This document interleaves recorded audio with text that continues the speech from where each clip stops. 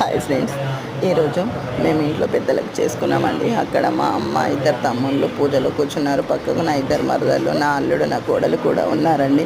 నేను మా నాన్నకు ఒక్కదాన్ని, కానీ నేను వెళ్ళలేకపోయాను. చాలా బాధగా ఉంది. ఎందుకు అంటే నా పిల్లలకు జ్వరం అండి, నాకు కూడా మొన్నటి వరకు జ్వరం అండి.